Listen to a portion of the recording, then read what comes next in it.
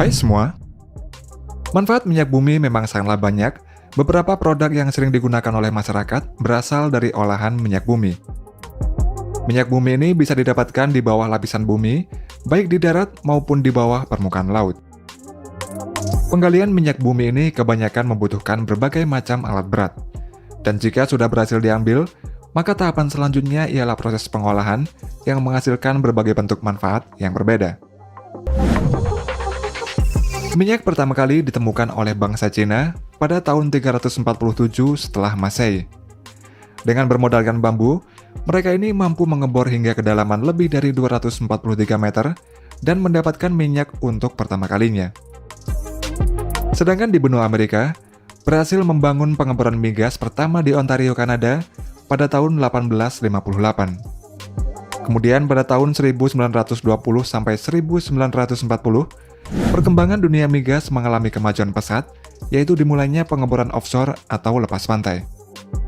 Dan pada tahun 1981, pertama kalinya sumur migas offshore dibor dengan bentuk horizontal dan berkembang terus sampai saat ini.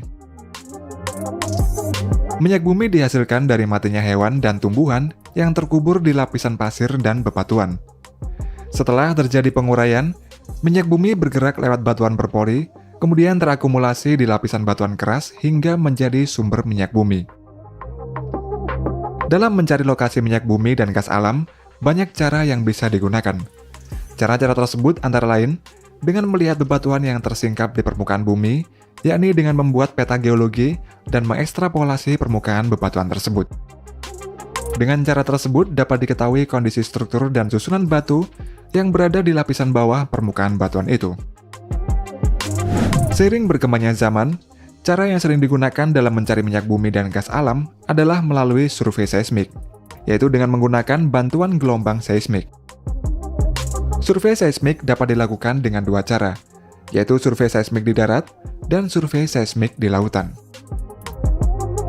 Untuk proses survei seismik di daratan, bisa menggunakan bantuan vibrosis truk ke lokasi yang telah ditentukan. Seperti beberapa waktu yang lalu, kendaraan dengan bobot mencapai 27 ton ini terlihat melintasi beberapa jalan di kawasan Indonesia.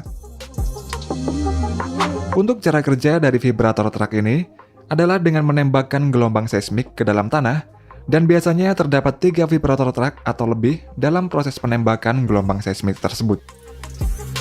Gelombang seismik tersebut kemudian dipantulkan kembali sesuai dengan lapisan tanah yang dilaluinya, dan pantulan gelombang tersebut berjalan pada kecepatan yang berbeda, tergantung pada jenis atau kepadatan lapisan batuan yang dilaluinya. Di atas tanah, pantulan gelombang seismik ini ditangkap oleh geopon. Geopon ini ditancapkan ke dalam tanah sedalam 30 cm secara manual, yang terhubung satu sama lain dengan kabel yang jumlahnya sangat banyak. Kemudian data dari geopon tersebut ditransmisikan ke recording track untuk direkam. Dari hasil seismik ini, data jenis dan lapisan batuan akan diolah dan dianalisa untuk mengetahui keberadaan minyak bumi dan gas alam di dalamnya. Sedangkan untuk survei seismik di lautan, pada prinsipnya ini hampir mirip dengan survei seismik di daratan. Namun untuk di lautan, survei seismik dilakukan dengan menggunakan kapal seismik khusus. Untuk prosesnya, gelombang seismik ditembakkan ke dasar laut melalui alat yang dipasang di belakang kapal seismik. Pantulan dari gelombang seismik ini kemudian diterima dan direkam oleh receiver yang bernama seismic streamer. Seismic streamer ini dipasang di belakang kapal seismik yang di dalamnya berisi hidrofon. Data dari streamer ini kemudian dianalisa oleh para ahli geologi menjadi data 2 dimensi dan 3 dimensi untuk mengetahui keberadaan lokasi migas. Salah satu kapal tercanggih untuk survei seismik di lautan adalah kapal bernama Renform Hyperion yang dibuat oleh perusahaan yang bernama PGS yang berasal dari Norwegia.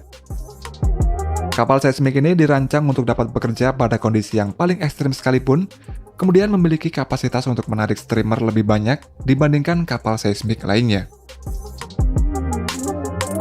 Setelah lokasi minyak bumi dan gas alam telah ditentukan, pada area yang akan dilakukan pengeboran, kemudian didatangkan drilling rig atau rig pengeboran. Untuk rig di darat memiliki bentuk yang berbeda dengan rig di laut, namun memiliki prinsip kerja yang sama, yakni untuk menarik serta untuk menurunkan pipa pengeboran ke dalam sumur migas. Untuk di lautan, Rig pengeboran bisa berupa drilling ship, submersible rig, jack-up rig, dan masih banyak lagi. Proses pertama dalam pengeboran migas yaitu spud in, yakni dengan menancapkan casing atau tabung besi ke dasar lautan menggunakan drill pipe. Setelah casing tertancap, pada kedalaman yang telah ditentukan, drill pipe kemudian dilepaskan. Setelah itu, drill bit akan dimasukkan ke dalam casing tersebut. Drill bit kemudian mulai menggali ke dasar laut. Drill bit ini terhubung dengan drill pipe, dan ketika drill bit ini sedang menggali, mud atau lumpur dipompa ke bawah melalui nozzle pada drill bit. Lumpur ini kemudian balik ke atas melalui lubang antara drill bit dengan lubang yang digalinya. Dan mud ini berfungsi untuk mengangkat serpihan-serpihan material hasil pengeboran. Selain itu, mud ini juga berfungsi sebagai pelumas drill bit agar tetap dingin, serta menjaga tekanan di dalam dan di luar sumur pengeboran.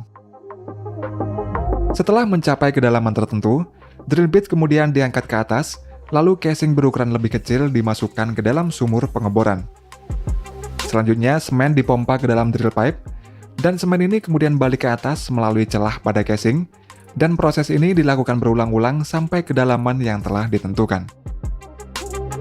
Semen yang dimasukkan itu berfungsi agar struktur sumur pengeboran ini kuat dan tidak mudah runtuh saat dilanjutkan untuk pengeboran kembali.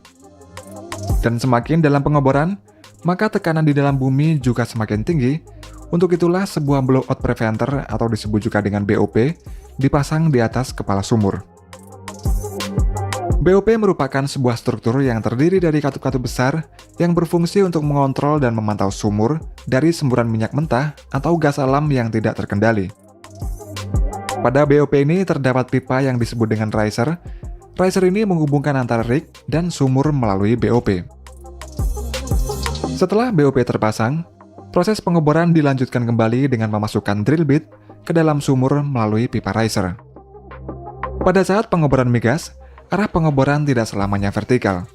Terkadang pengeboran horizontal perlu dilakukan jika reservoir migas berbentuk tipis tetapi luas. Pada kedalaman tertentu, sudut pengeboran akan berbelok pada titik kick-off point, lalu mengarah ke lokasi lain. Sehingga pengeboran yang dilakukan ini akan membentuk seperti sebuah kurva melengkung, dan pengeboran horizontal ini dapat berlanjut hingga kedalaman 1.500 sampai 3.000 meter. Ketika sudah mencapai kedalaman pengeboran yang telah ditentukan, sebuah alat pengukur dimasukkan ke dalam sumur tersebut untuk mendeteksi keberadaan migas. Setelah pengeboran selesai, maka sumur perlu dipersiapkan untuk diproduksikan atau disebut juga dengan well completion. Berdasarkan lapisan batuan dan kondisi reservoir, terdapat beberapa jenis well completion, diantaranya adalah open hole completion dan perforated completion. Pada open hole, casing dipasang hanya sampai puncak formasi produktif, dengan demikian aliran minyak dan gas dapat langsung masuk ke dalam sumur tanpa halangan. Sedangkan pada perforated completion, casing ditutup dengan semen dan dilanjutkan untuk proses perforasi. Perforasi adalah proses melubangi lapisan semen sumur untuk membuka jalur minyak bumi dan gas alam dari reservoir menuju ke jalur produksi. Untuk prosesnya, perforating gun akan dimasukkan ke dalam casing, dan perforating gun tersebut kemudian ditembakkan secara elektrik untuk melubangi sumur pengeboran. Sehingga minyak bumi dan gas alam yang terjebak akan keluar dari reservoir menuju ke sumur pengeboran. Kemudian di atas sumur pengeboran dipasang Christmas tree, yaitu rangkaian katup-katup pada kepala sumur yang berfungsi untuk mengendalikan tekanan di dalam sumur dan kecepatan aliran fluida ke permukaan tanah. Dan setelah itu minyak bumi dan gas alam yang keluar dari sumur pengeboran akan dialirkan menuju jaringan pipa untuk proses pengolahan selanjutnya.